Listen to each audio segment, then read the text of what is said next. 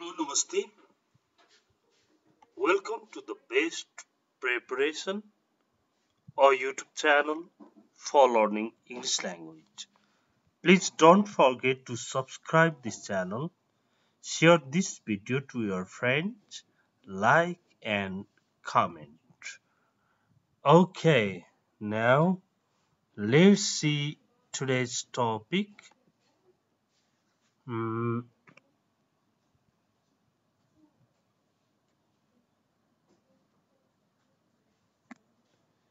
Connectives, linking words. Okay, connectives or linking words.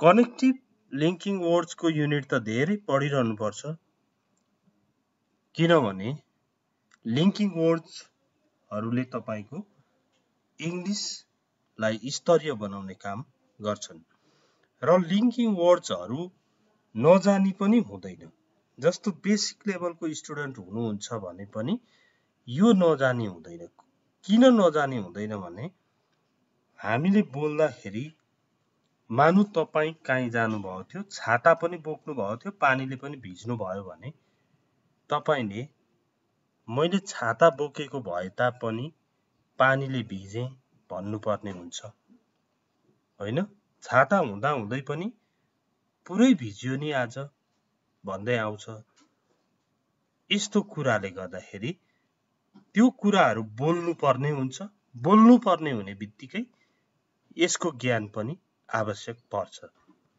र linking वर्ड्समा यो despite र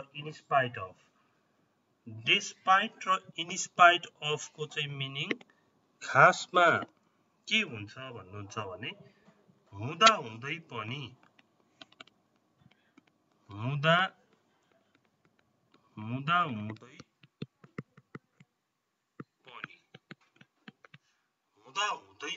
यस्तो भयो भन्छौं नि हामी व्यस्त हुँदा हुँदै पनि म पार्टीमा गएँ भन्छौं कहिले चाहिँ म शिक्षक भएर पढाउँदा पढाउँदै पनि घरमा तरकारी खेती गरेको छु भन्छौं यसरी यसो हुँदा हुँदै पनि यसो भन्दाखेरि चाहिँ डेस्पाइट अथवा इन्स्पाइट अफ प्रयोग गरिँदो रहेछ तर जान्नु पर्ने कुरा यहाँ के छ भन्नुहुन्छ भने डेस्पाइट अथवा इन्स्पाइट अफ पछाडी फुल सेन्टेन्स आउँदैन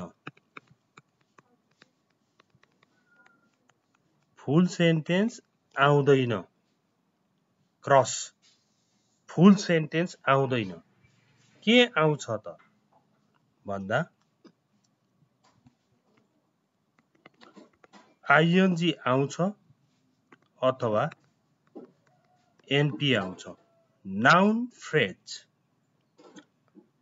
यो आइएनजी र एनपी भनेको चाहिँ के हो त भन्दा पानी पर्दा पर्दै पनि भन्नु पर्यो भने डेस्पाइट इट वाज रेनिङ भन्न पाइदैन डेस्पाइट इट वाज रेनिङ भन्नुभयो भने यो फुल सेन्टेन्स हुन्छ त्यो पाइदैन रङ डेस्पाइट रेनिङ भन्न पाइन्छ इन्स्पाइट अफ रेनिङ भन्न पाइन्छ अथवा नाउन फ्रेज भनेको डेस्पाइट द रेन भन्न पाइयो इन्स्पाइट अफ द रेन भन्न पनि पाइयो तर in spite of it was raining भन्न चाहिँ पाइएन क्रस ओके यो राइट आइएनजी लाउन पाइयो नाउन फ्रेज बनाउन पाइयो despite the rain despite the heavy rain भन्न पाइयो अब मौसम खराब हुँदा हुँदै पनि प्लेन उड्यो भन्नु पर्यो भने त यो नलेज त चाहिने रहेछ नि त डेस्पाइट द ब्याड वेदर भन्न पाइयो in spite of the bad weather भन्न पाइयो despite the bad weather the plane flew खराब मौसम हुँदा हुँदै पनि प्लेन उड्यो In spite of the bad weather, the plane flew. यसरी यिनीहरूको प्रयोग मैले अर्को स्लाइडमा ल्याएको छु। अहिले चाहिँ मिनिङ जान्नुहोस् अनि फुल सेन्टेन्स नआउँदो रहेछ भन्ने बुझ्नुहोस्। के आउने रहेछ भन्दा आइएनजी वाला आउने रहेछ अथवा नाउन फ्रेज आउने रहेछ। अब यसमा जाउँ। although, though, even though यसमा जाउँ है। अब यिनीहरूको पछाडि यिनीहरूको मिनिङ यद्यपि,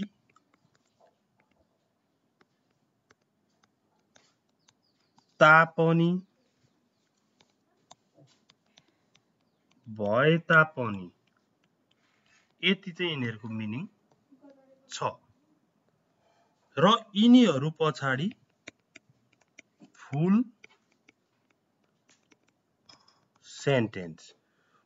सेन्टेन्स आउँछ। पानी परिरहेको भए तापनि भन्नु पर्यो भने although it was raining, full sentence. Though it was raining, even though it was raining. यसरी although, though, even though यिनीहरूको मिनिङ यद्यपि, तापनि अथवा भए तापनि हो। यिनीहरू पछाडि फुल सेन्टेन्स आउँदो रहेछ। अहिले हामीले हेर्ने इक्जाम्पलमा तपाईले फुल सेन्टेन्स छ कि आइएनजी नाउन फ्रेज वाला छ कि फुल सेन्टेन्स छ भनेर पनि हेर्नुपर्छ। अनि डेस्पाइट, इनस्पाइट अफ पछाडि फुल सेन्टेन्स देख्नु भयो भने त्यो त हुँदैन। कसैले तपाईलाई डेस्पाइट इट वाज रेनिङ भन्यो भने नो, डेस्पाइट रेनिङ मात्र भन्नुहोस् कि त डेस्पाइट द रेन भन्नुहोस्, भन्न सक्नुहुन्छ।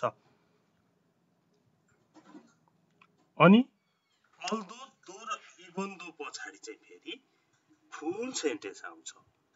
Although it was raining. अब एउटै इक्जाम्पलबाट यिनीहरूलाई बुझाउने प्रयास गरिएको छ। धेरै इक्जाम्पल छन्, एउटैमा धेरै कुरा छ। यहाँ हेर्नुहोस् त, यसमा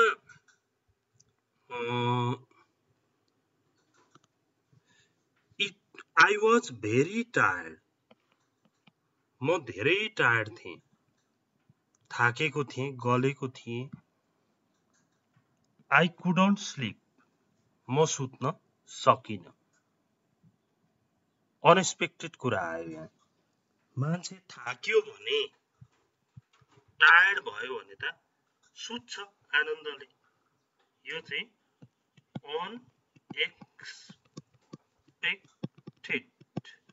अनएक्सपेक्टेड, नसोचेको। यस्तो नसोचेको कुरामै आउने हो अल्दो, दो, इभन दोहरू प्रयोग गरिन्छ। अब I was very tired. म धेरै थाकेको थिएँ।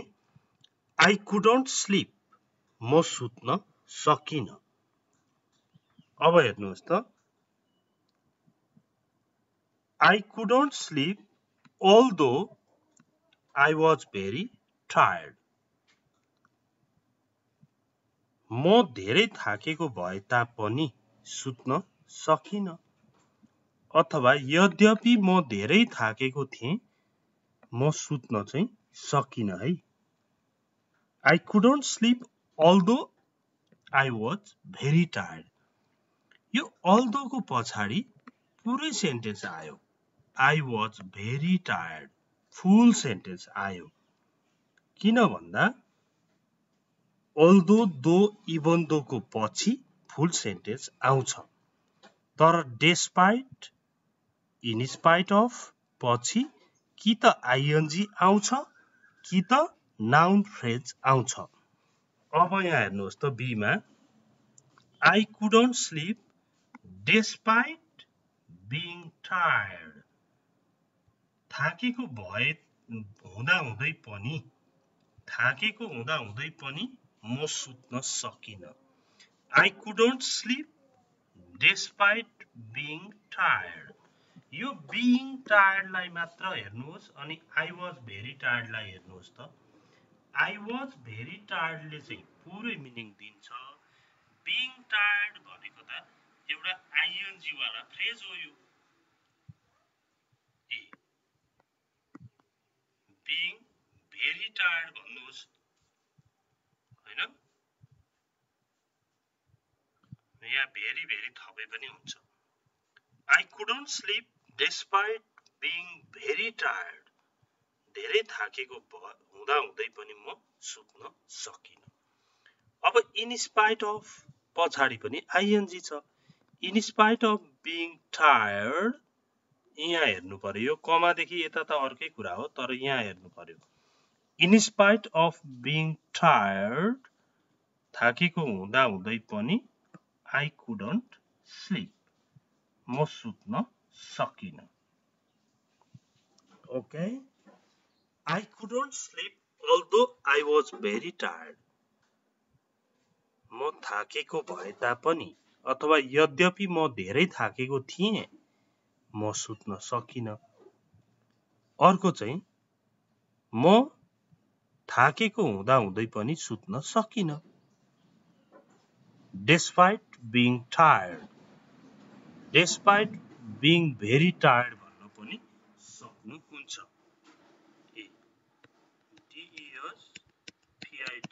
despite being very tired, despite being very tired भन्दा पनि त पुरा सेन्टेन्स त आएन नि। being very tired मात्रै त पुरा सेन्टेन्स होइन। पुरा सेन्टेन्स हुनलाई त सब्जेक्ट भर्बहरु आउनु पर्यो। यो फर्स्ट स्लाइडबाट के बुझियो भने अल्दो दो इभन दो पछाडी अनएक्सपेक्टेड रिजल्टमै आउँदा रहेछन् यिनीहरु, तर अल्दो दो इभन दो पछाडी पुरै सेन्टेन्स आउँदो रहेछ। डेस्पाइट अथवा इनस्पाइट अफ पछाडी चाहिँ फ्रेज मात्रै आउँदो रहेछ। यो आईएनजी वाला फ्रेज हो, यहाँ पनि आईएनजी वाला फ्रेज आयो। अर्को एक्जाम्पल हेरेपछि सायद धेरै कुरा बुझिन्छ। अझै अरु दुईवटा एक्जाम्पल्सहरु छन्। I got very wet in the rain. Sorry. I got very wet भनेपछि त get wet भनेको भिज्नु, get wet भनेको त भिज्नु हो। अब I got very wet in the rain, म पानीमा सारै भिजे। लुत्रुक्कै बनायो नि पानीले भन्छ नि। I had an umbrella, मसँग छाता थियो। हेर्नु त यो पनि नसोचेको कुरा आयो, अनएक्सपेक्टेड भयो। यसमा पनि अल्दो दो इभन दो इनस्पाइट अफ डेस्पाइट लाग्छ। I got very wet भनेको म धेरै भिजे भनेको हो। I had an umbrella भनेको मसँग छाता थियो भनेको हो। अब I got very wet in the rain even though I had an umbrella, मसँग छाता भए तापनि म सारै भिजे। I got very wet in the rain even though I had an umbrella. अब यहाँ हेर्नु त despite लगाएर हेरौँ है।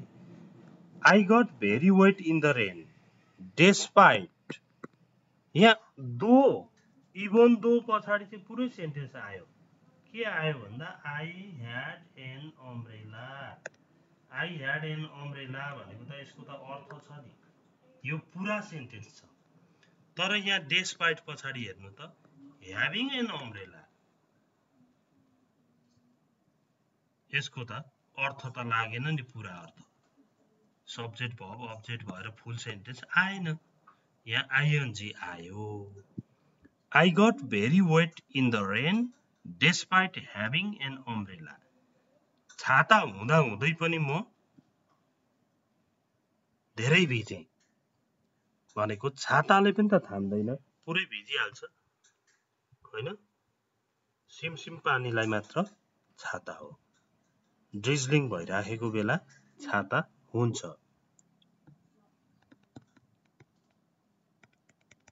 ड्रिजलिङ भनेको सिमसिम पानी परिरहेको, ड्रिजलिङ भइरहेको बेला चाहिँ छाताले काम गर्छ, तर हेभी रेन छ भने चाहिँ छाताले पनि काम गर्दैन। I got very wet in the rain despite having an umbrella. छाता हुँदा हुँदै पनि म पानीमा निकै भिजे, धेरै भिजे, यो अर्थमा आयो। अब लास्टमा क्लियर बन्नु पर्यो। क्लियर बन्नलाई अति राम्रो एक्जाम्पल दिएको छु। अब यसमा हेर्नुहोस् त, we went out, sorry,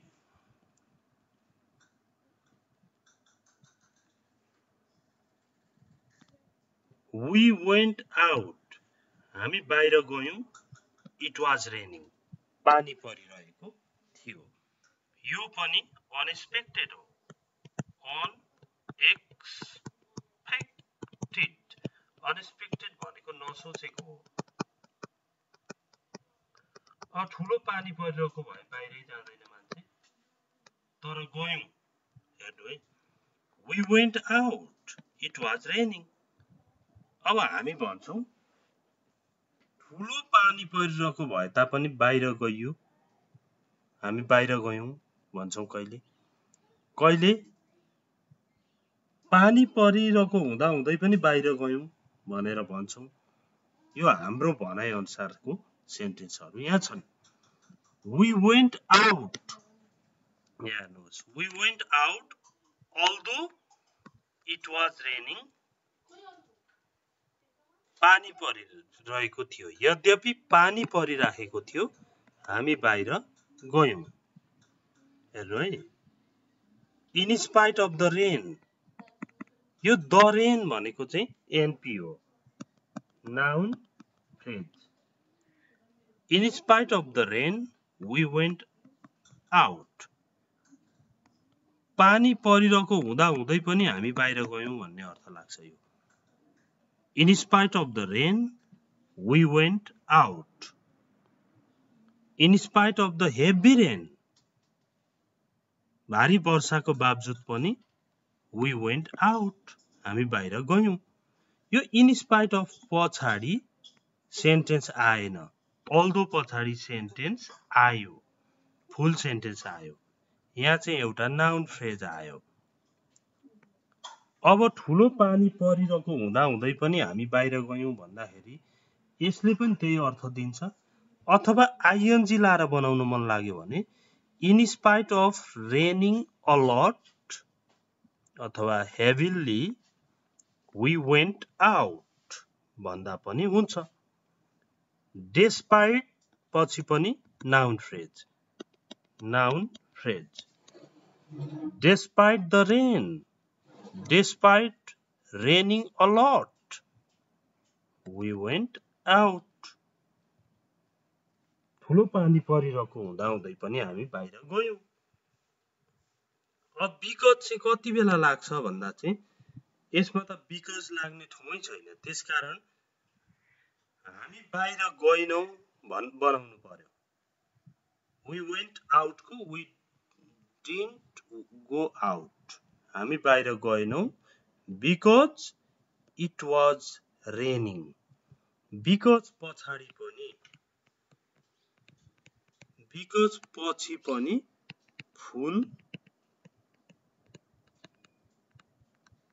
although, though, even though जस्तै because पछि पनि फुल सेन्टेन्स आउँछ, तर in spite of, despite पछि फुल सेन्टेन्स प्रयोग गरिँदैन। ओके, अब homework. होमवर्कमा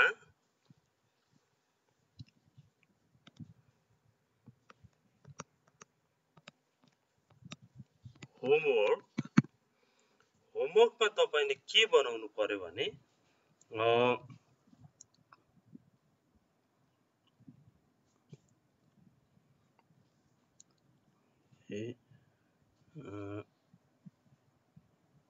we planted paddy. We planted paddy. It didn't rain. पानी परे. Sorry. We planted paddy. हामीले धान रोप्यौं. It didn't rain. पानी परेन. पानी परेपछि मात्रै धान रोप्ने खेतहरू पनि हुन्छन् जहाँ कुलो हुँदैन. त्यहाँका मान्छेले रोपिहाले भने के भन्छन्? पानी नपरे पनि हामीले धान रोप्यौं भन्छन्. यसलाई तपाईले एउटा अल्दो लगाउनु पर्यो. अर्को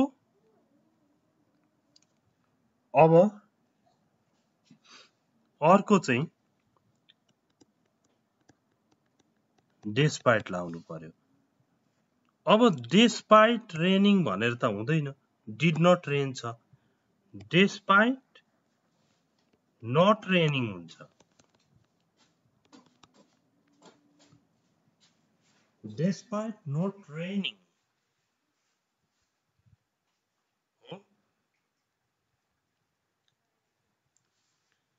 भन्न सक्छ अथवा अल्दो लगाएर बनाउनु होला. र यो भिडियो शेयर गर्न पनि नभुल्नु होला. Thanks for watching it. See you tomorrow. Bye bye.